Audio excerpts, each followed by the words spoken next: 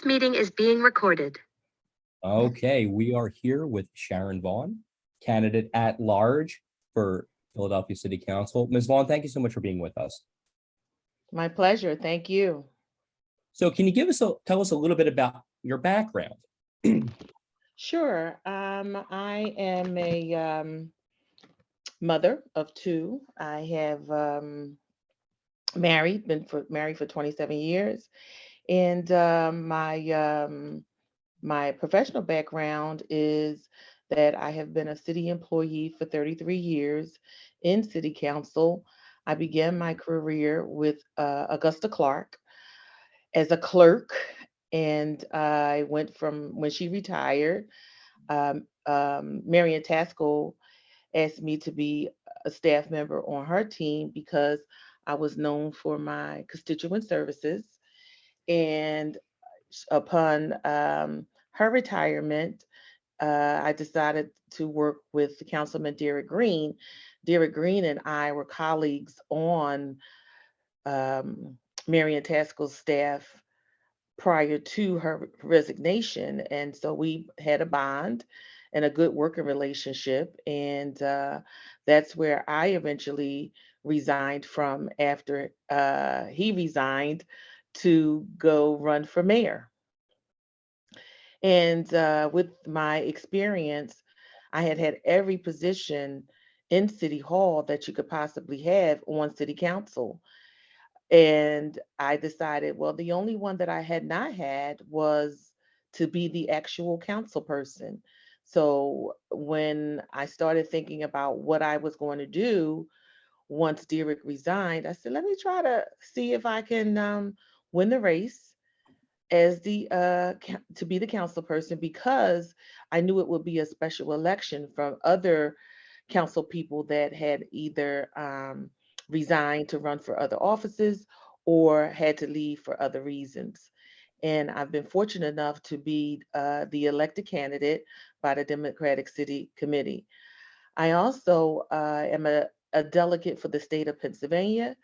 I don't know if you all know that Senator Sharif Street is the first chairman of the state committee that's African American in 236 years. And I ran to be his Madam Chair and won. I'm a committee person, and I also am a ward leader for the 42nd Ward. The boundaries for the 42nd Ward is 5th and Alany, down 5th Street on the east side to Hunting Park, and over to Whitaker Avenue. So I wear a lot of hats in politics. And so this is the one that I never had. And I'm being fortunate enough to have a good chance at being the at-large candidate. So there's a big difference, I think, though, between being a staffer and being the council person. Well, yeah, there is. But the thing about being in council, or at least being a part of Derek Green's team, we were a team. So I got 6 years of experience under him of what it would actually be like being the council person in the chief of staff capacity, attending many meetings with the councilmen, scheduling those meetings, making decisions about legislation that was pending, being involved in creating legislation, a part of the research, and working along with the technical staff, which is a team of attorneys that are assigned to city council, as well as the legislative that we had. So what are your legislative priorities should you win the election? My not so well, my priorities are basically trying to make sure that a lot of this gun violence is eliminated. I would like to see more people given opportunities to go to training in many of the unions that we have in the city of Philadelphia. I believe not enough opportunities is given to the constituency. I also want to make sure that the blight and trash that we see around the city on a continuous basis is addressed in an extreme manner, that the sanitation department is held accountable for making sure our streets are clean, and also the police department. I believe that they need more assistance, and they need the officers to show up and do their jobs. Now, having worked with Councilmember Green, do you foresee continuing his work on the public bank? Oh, absolutely.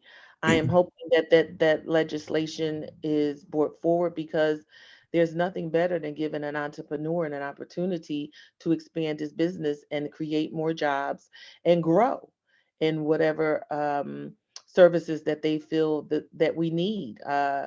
Public banking is a excellent idea. I was intricately a part of that, and I am definitely for it. I think that it's necessary to take a company from maybe 4 to 10 if possible, and they need the opportunity, not in the traditional sense, going to the banks that require a certain amount of capital in their bank, or other things that they require in order to issue loans. So how do you intend to settle the current stalemate with the mayor? I of course will have to have some meetings with him, and see, all of the new council people that are coming on board.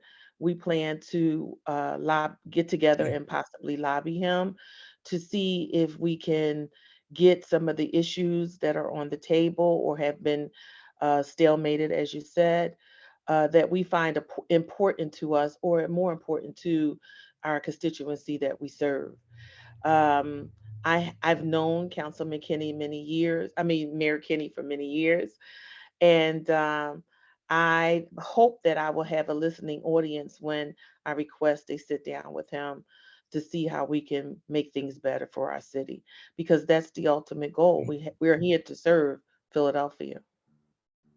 And we talked a little bit about this already, but can you give us some of your key policy initiatives for reducing poverty? Oh yes, we did discuss that a little bit in mentioning training.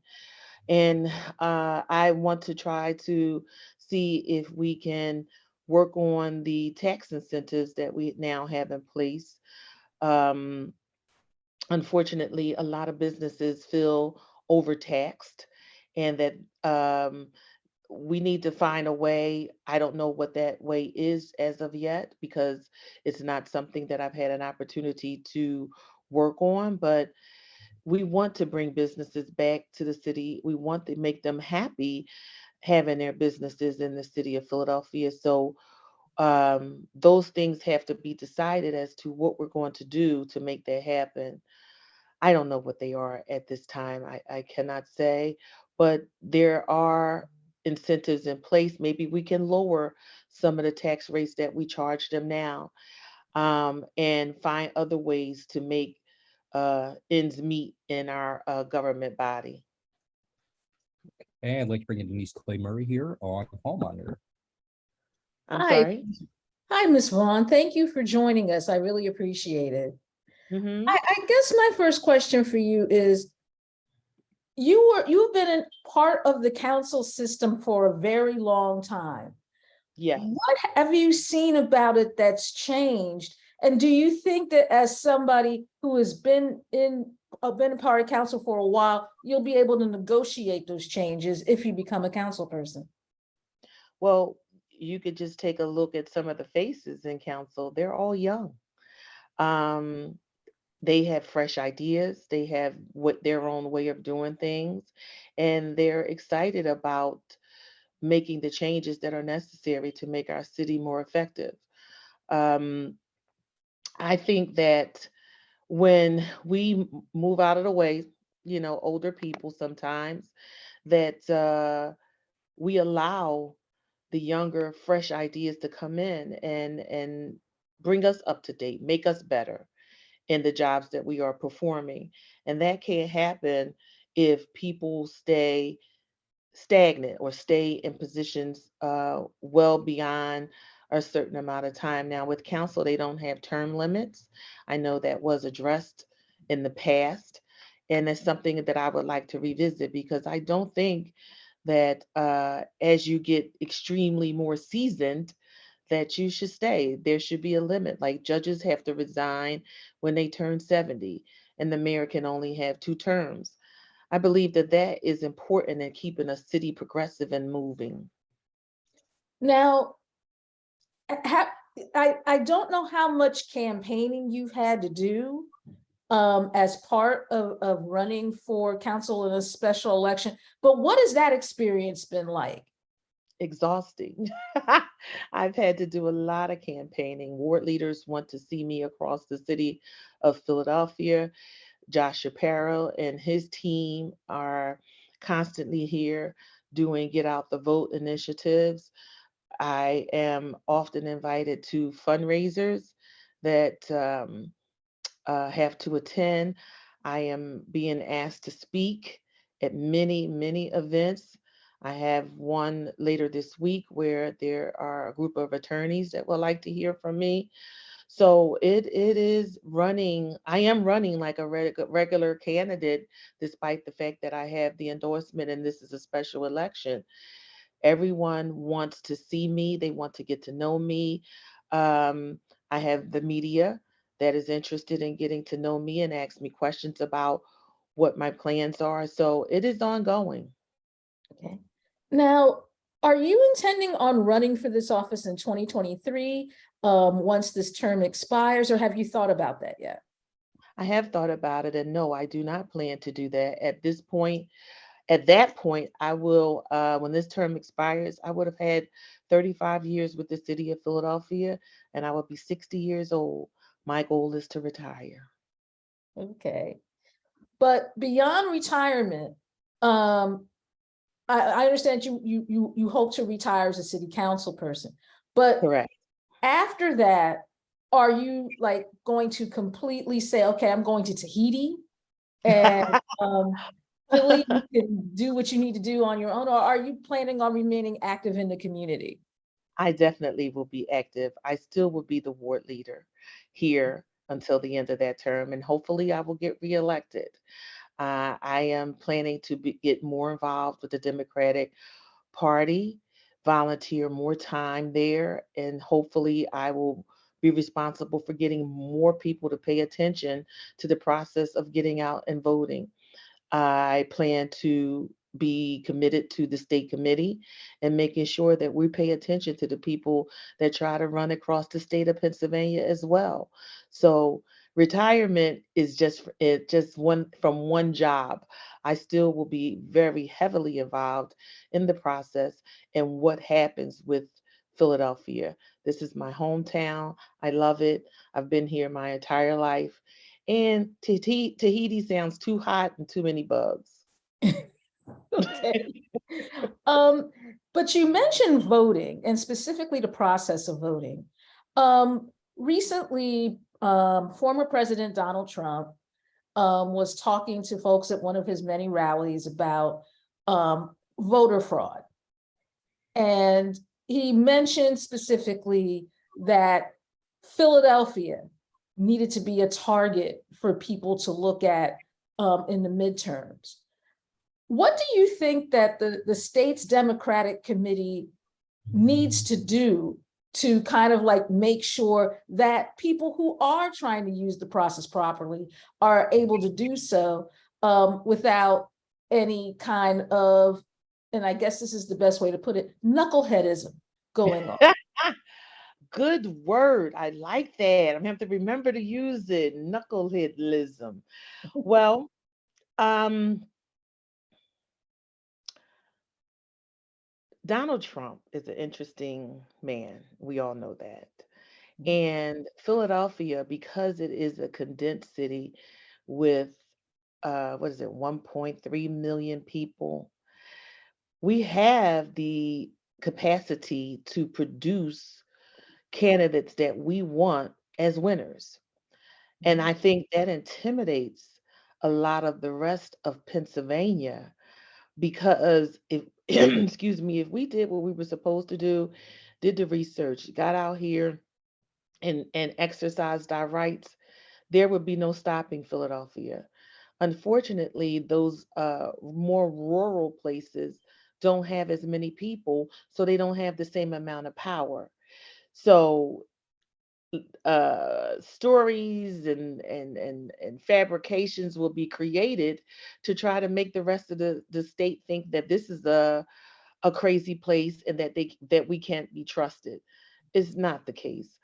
um, I understand through my state obligations, there are people that in this day and age think that we step out of our homes and we have to step over people that are addicted, and that we can't go to a corner store without encountering um, someone that's begging for money, or we may see someone on our steps using an abusive substance.